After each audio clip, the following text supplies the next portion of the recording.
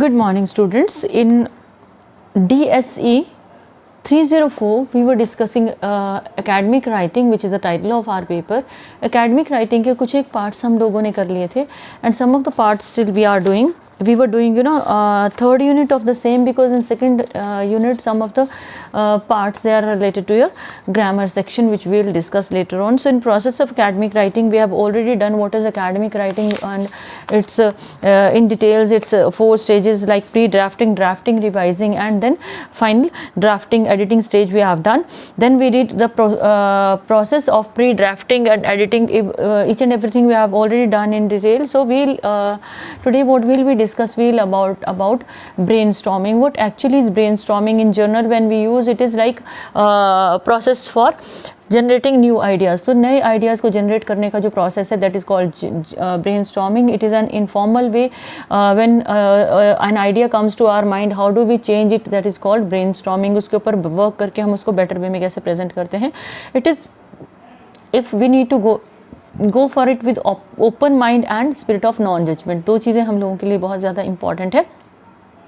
We can make it very effective with these 2 things. In general, if we talk about group brainstorming, that is really very very beneficial, क्योंकि in general हमने जो भी किया है, जो हमने soft skills में भी किया है, team work हमने किया है, that is very very important, because team में क्या होता है, if one has a potential to do certain things and others have potential doing different things. जैसे beehive, bees का हम best example लेते हैं. some of the bees they collect honey, some of the bees they remain inside. वो hive की repair करती हैं. some of the bees they do other works. तो इस तरह से जो है वो that is a team work. और टीम वर्क हमेशा हमें पे करता है, क्योंकि we just use the potentials, real potential of all the people और all the team members, they are used positively. Same is the case with brainstorming. अगर group brainstorming है, people function in a group. एक तो वो group में function करते हैं और सर्टन पॉइंट्स को वो कवर करते हैं. First of all, what is the purpose of our writing. If we talk about academic writing where we are involving brainstorming, उसमें सबसे पहले क्या आएगा, what is the purpose of writing. हम लोगों का राइटिंग का पर्पस क्या है. Everyone has something in his or her mind, तो that would be discussed openly. उसके बाद हाउ शुड वी कोऑर्डिनेट. हम कोऑर्डिनेट कैसे करेंगे. Suppose one person is planning to write about a certain topic and other one is planning to write about a certain topic. जब वो सब discuss करते हैं तो उनका फाइनली ये निकलता है कि इन टॉपिक्स को हम लोग एक मेन हेडिंग के अंडर कवर कर सकते हैं. दैट वुड बी, और सब हेडिंग्स आपके अकॉर्डिंगली बनते जाएंगे, जिसको हम बाद में डिस्कस करेंगे. तो हम जिस तरह से कोऑर्डिनेट करेंगे, सो पॉइंट्स हमारे क्लियर होते जाएंगे. पहले हम रफ बनाएंगे, पहले हम ग्रुप की जो पर्पज़ ऑफ राइटिंग लिखेंगे, फिर हम उसमें हमारे कोऑर्डिनेशन कैसे रहेगा, हम किन किन चीज़ों पे काम करेंगे, वो हम पॉइंट्स लिखेंगे. ये रफ वर्क है. Then who would be our readers. We need to work upon the thing कि किसके लिए हम लिख रहे हैं. That is very important. Even soft skills में हमने बात की कि हमारे रीडर्स या फिर हमारे लिसनर्स किस टाइप के हैं हमारे लिए, वो सबसे ज़्यादा इंपॉर्टेंट है. हमारा कंटेंट उसके अकॉर्डिंग जाता है. And interest of our readers में वी मस्ट नो. रीडर कौन है और उनका इंटरेस्ट क्या है. If suppose little children are there, तो उनका रीडर क्या, इन जनरल अगर हम कुछ लिख रहे हैं तो उनके इंटरेस्ट क्या होंगे. They will deal with short stories, imaginative content उनको ज़्यादा चाहिए. अगर एक स्पेसिफिक एज ग्रुप को आप उठाते हो, वहाँ पे नॉवल रीडिंग का ज़्यादा ट्रेंड है. Suppose which type of novels they prefer, तो वो किस तरह के नॉवल प्रेफर करते हैं, उसकी सिलेक्शन ऑफ वर्ड्स कैसी रहेगी, हम लोगों ने किन थीम्स पे मेनली फोकस करना है. इन जनरल अगर हम बात करें तो रीडर का टाइप आपको पता होना जो है बड़ा ज़रूरी है. What should be our timeline. Timeline is very very important. Beyond नहीं होना चाहिए. एक certain limit of time we need to have. Which areas are to be focused in our writing. हमने किन एरियाज़ के ऊपर फोकस करना है. अगर हम एक पर्टिकुलर टॉपिक उठाते हैं, उसके किन किन एरियाज़ को हम लोग फोकस करेंगे. What are the discussions open and uncritical. Are the discussions open and uncritical. क्या हमारी डिस्कशंस जो है ओपन है, क्या वो अनक्रिटिकल हैं. We need critics with us, because critics के साथ होने से क्या होता है कि अगर हेल्दी क्रिटिसिज्म है तो we grow a lot. And in what order should we place our ideas related to our topic. और किस ऑर्डर में हमने इन चीज़ों को लिखना है. तो इन चीज़ों के ऊपर जो है 8 पॉइंट्स हम लोगों को वर्कआउट करने होते हैं before which we include in brainstorming. इन चीज़ों पे वर्कआउट करके we can get the best results. इसमें टेक्निकल, एक ट्रेडिशनल ब्रेनस्टॉर्मिंग है where people they sit together and they discuss to find out a solution. in a room they are sitting and trying to find out a solution in the room, and they discuss the problem and give their ideas, and everybody is free to discuss his or her ideas. इसमें क्या होता है, कई बार confusions भी create होते हैं, and but everyone is participating, so it proves really very helpful in finding out some fruitful thing. क्योंकि आज अगर टेक्नोलॉजी का एज है तो इससे पहले भी तो ये चीज़ें थी, तो people what did they do, they follow traditional brainstorming. Advanced brainstorming में हम क्या करते हैं, अलग अलग टूल्स और टेक्निक्स को यूज़ करते हैं, जहाँ क्रिएटिव थिंकिंग टेक्निक्स को हम यूज़ करते हैं. अभी आपने देखा होगा पीछे के कुछ सालों में हमने जो है वो पर्सनैलिटी डेवलपमेंट, कम्युनिकेशन स्किल्स और सॉफ्ट स्किल्स पे काफ़ी ज़्यादा काम किया है. We talk about all these things. Earlier it was not there, इतना ज़्यादा नहीं होता था. अ फ्यू पीपल न्यू, थोड़े से लोगों को पता होता कि व्हाट दीज टर्म्स आर और ये टर्म्स किस तरह से यूज़ की जाती हैं. तो एक क्रिएटिव थिंकिंग टेक्निक्स हैं. We can develop our thinking in a creative way, and brainstorming software and material, it can help us to find out the better solution. So उसके लिए कुछ एडवांस्ड ब्रेनस्टॉर्मिंग के लिए कुछ एक स्टेप्स हैं. एक तो हमने अपनी क्रिएटिव थिंकिंग को एक डिफरेंट एंगल से यूज़ करना है. Suppose 10 people are there, we need to use our creative thinking from a different angle, एक अलग एंगल से करना है. And we need to go with some new ideas and some new points. उसके बाद जो है इंटरेक्टिव ब्रेनस्टॉर्मिंग टेक्निक्स को हमने यूज़ करना है, where we should interact with each other, we need to talk to each other, and after that spark of new ideas, we need to go with new ideas, नई techniques के साथ new ideas को generate करना है. और उसके बाद immediately जो है हमने नेक्स्ट स्टेप के ऊपर मूव करना है. So what is brainstorming, you are sitting together, you are discussing certain points. आप टाइप ऑफ रीडर देखते हो, आप टाइप ऑफ कंटेंट देखते हो, आप type of heading sub headings को डिसाइड करते हो, आप टाइम लिमिट को ध्यान में रखते हो, और अपने रीडर्स का किस टाइप का उनका चॉइस है वो सारा लेके आप जो ब्रेनस्टॉर्मिंग करते हो. It is of two type, traditional is there and with modern techniques it is there. अगर आप विद मॉडर्न टेक्निक्स चलोगे तो आपको ज़्यादा कंटेंट मिलेगा, that is called advanced brainstorming. उसमें आपको कंटेंट ज़्यादा क्यों मिलेगा, उसमें सॉफ्टवेयर्स हैं, उसमें गाइडलाइंस हैं, you will get each and everything. But if you will go with traditional तो you will find traditional material only. So what do we need to do, we need to go with advanced brainstorming techniques. Only then we can be successful और we can achieve the goal in the best possible way in this modern world. So what is the drafting stage in the process of writing, we have already discussed. Mean drafting means you have to draft, you have to write an idea. So what do? We it is second stage in the process of creative writing or in general in writing. इसमें what do? We use sentences and we use paragraphs. It starts with the analysis of pre-drafting. Pre-drafting में क्या किया हमने, irregular ideas को note down किया, उनके ऊपर workout किया, कुछ headings note down किए, कुछ सब headings note down किए. अब हम क्या करेंगे, अब हम जो है these outlines जो हमने rough सा outline बनाया है, it acts as a blueprint and helps in the construction of the building.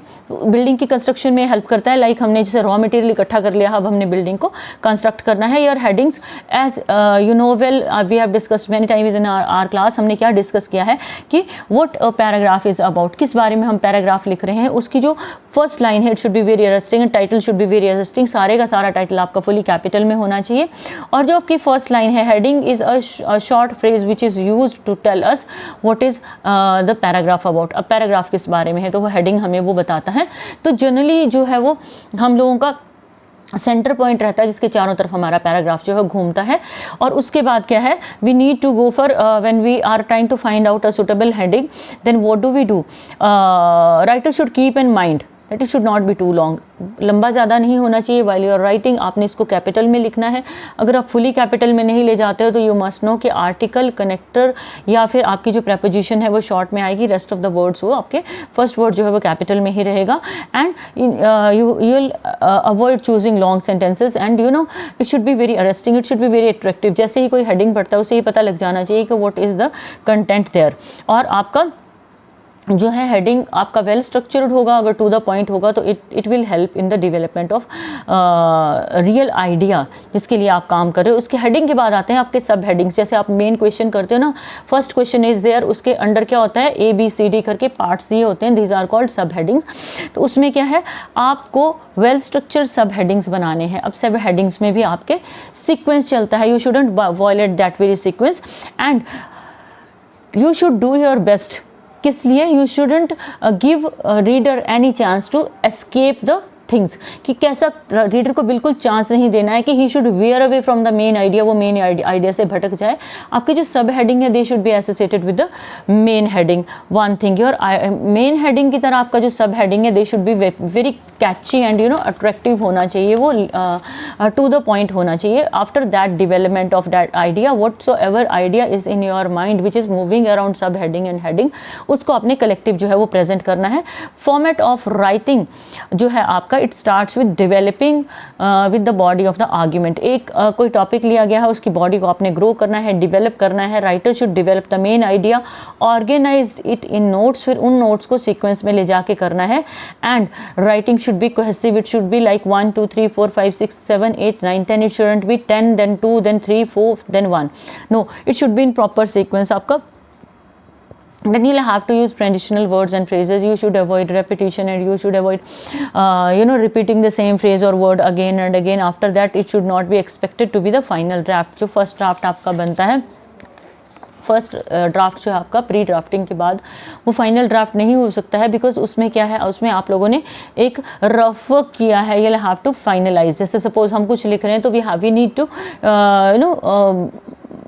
we need to work hard on it, दोबारा से उसके ऊपर काम करके we have to make it better। उसकी और इम्प्रूवमेंट की अभी गुंजाइश है, उस पर और वर्कआउट करने की गुंजाइश है। अभी हमारा क्या क्लियर हुआ है, one thing is clear, that is pre drafting. और ड्राफ्टिंग में हमने क्या है, हेडिंग और सब हेडिंग पे वर्कआउट किया है, और डाटा की डेवलपमेंट, जो आइडिया की डेवलपमेंट है, उस पर little bit of work we have done, थोड़ा सा हमने उसके ऊपर काम किया है।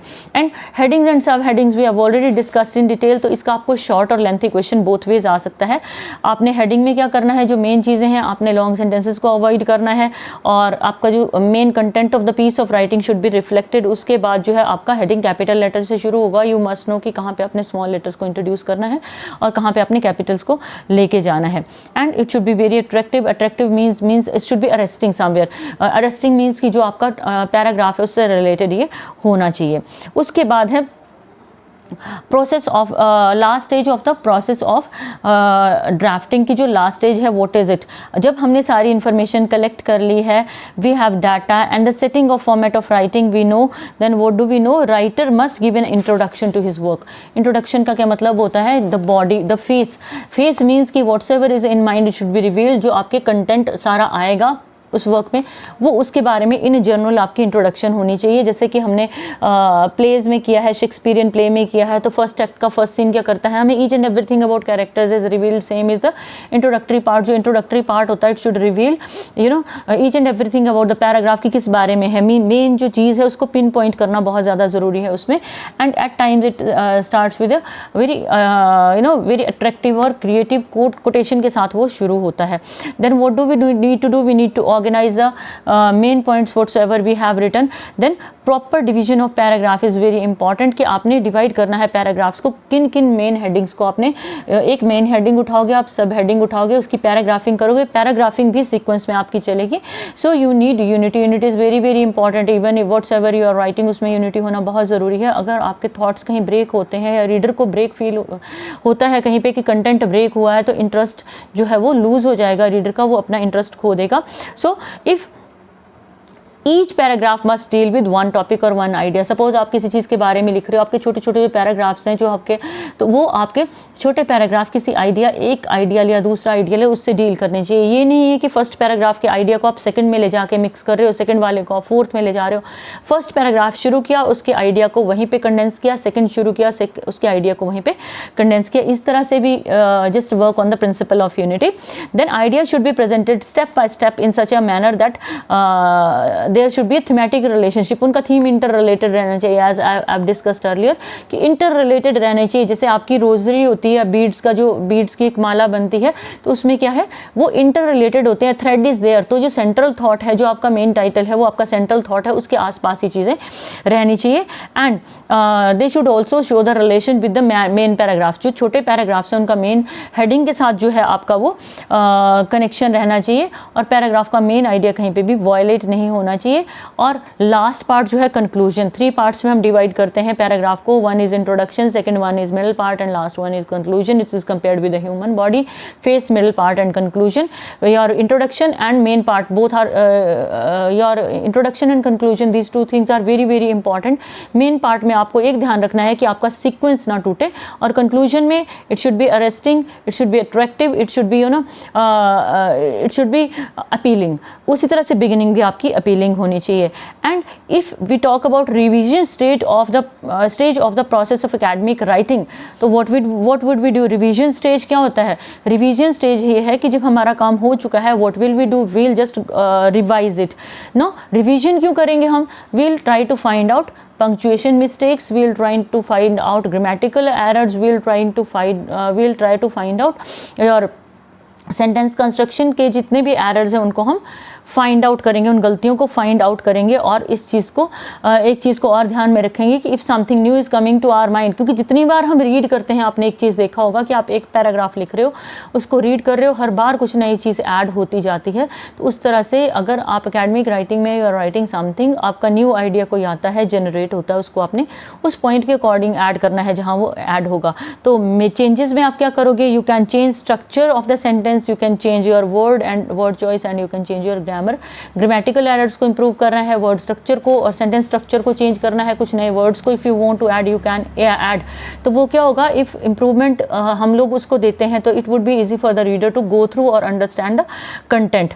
And simple language we need to use, we should use simple language, only then हमारे जो रीडर्स हैं they will be able to understand what is being written और what do we want to convey. वो मैंने आपको पहले ही बताया कि you must know your type of readers, कि आप किस टाइप के रीडर के लिए लिख रहे हो।